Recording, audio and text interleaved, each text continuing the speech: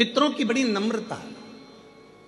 ये दुनिया के लोग कहते हैं ना कि पितृदोष लग गया, पितृदोष लग गया, पितृदोष लग गया, ये लोग कहते हैं अपनी जगह पर शास्त्र नहीं कहता कि पितृदोष लगा। शास्त्र कहता है कि हमारे घर के पितर, हमारे घर के पूर्वज हमको देखकर हमेशा खुश होते हैं, कभी बद्दुआ नहीं देते हैं, कभी बद्दुआ नहीं देते।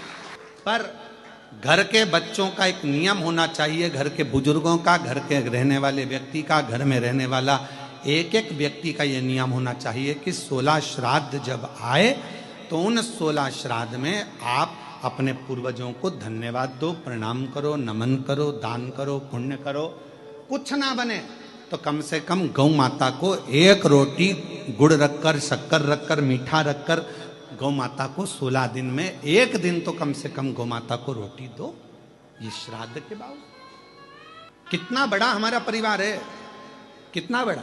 आज के लड़के कहते हैं, आज के जमाने की लड़के कहते हैं, आज के जमाने के बेटा कहते हैं, आज के जमाने की बेटियां कहती हैं हम क्यों बुजुर्गों को माने। अरे भाई मत मानो, पर समझो तो सही, तुम और तुम्हें जन्म देने वाला, एक लड़के को जन्म देने वाले माता और पिता कितने लोग हैं? 2 लोग, माता और पिता। अब तुम्हारे माँ बाप को जन्म देने वाले कहां से हो गए? 2। तुम्हारे माँ बाप को जन्म देने वाले हो गए 4, 2 उधर के, 2 उधर के, एक के द्वारा ही पैदा हो गए क्या? बोलो बोलो, सही है कि गलत है? जम के बोलो।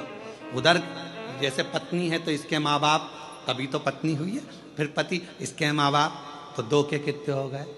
4। अब उनके दादाजी के निकालो तो दादा के कितने हो गए? 8।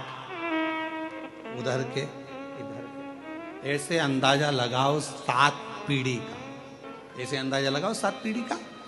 और 7 पीढ़ी का अंदाजा लगाकर देखोगे तो मालूम पड़ेगा कि जितना 7 पीढ़ी के अंतर्गत जो पूर्वजों का एक तत्व सब में रहा है, वो तत्व हम में भी रहता है। जैसे पिताजी को चिड़चिड़पन रहा है तो वो पिताजी को भी रहेगा, उसकी औलाद को भी रहेगा, उसके पोते को भी रहेगा, उसकी पोती को भी रहेगा। ये नियम है, वहीं से चला आ रहा है, इसको कोई रोक नहीं सकता।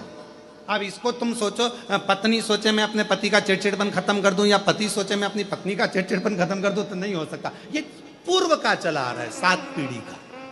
थोड़ा ना थोड़ा, थोड़ा ना थोड़ा, थोड़ा ना थोड़ा हमारे शरीर में रहता है। जब माता पिता का वो तत्व हमारे शरीर में रहता है तो हमारा फर्ज बनता है कि जब हम श्राद्ध पक्ष में गौ माता को अगर एक रोटी देते हैं तो ये सबको उसका फल मिल जाता है और पितरों का कल्याण हो जाता है।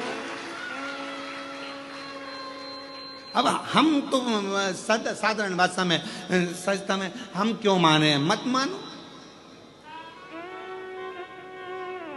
हमें क्या करना? आग लगे बस्ती में, अपन रहे मस्ती में, क्या किसको रोई है चादर तान के। हम क्यों माने? हमें क्या करना? मत करो। वो क्या बोलते हैं, आई डोंट माइंड, हमें क्या करना? क्या मतलब तुम्हारा मन हो जो करिए।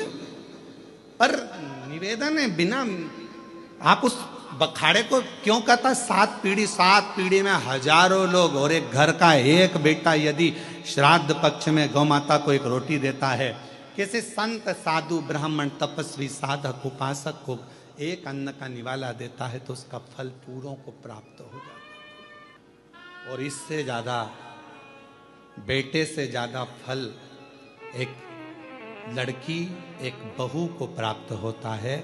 जब एक लड़की अपनी बहू बनकर आती है, जाती है, तो वो अपने मायके को भी और अपने ससुराल को भी पार करती चली जाती, दोनों की साथ साथ में।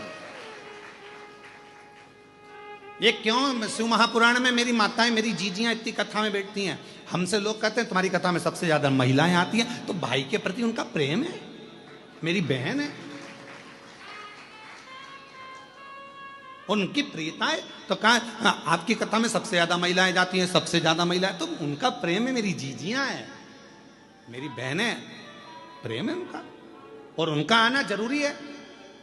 क्योंकि एक नारी जब कथा श्रवण करती है तो वो ससुराल की भी 7 पीढ़ी को तार देती है और मायके की भी 7 पीढ़ी को तार देती है। ये स्नेह का।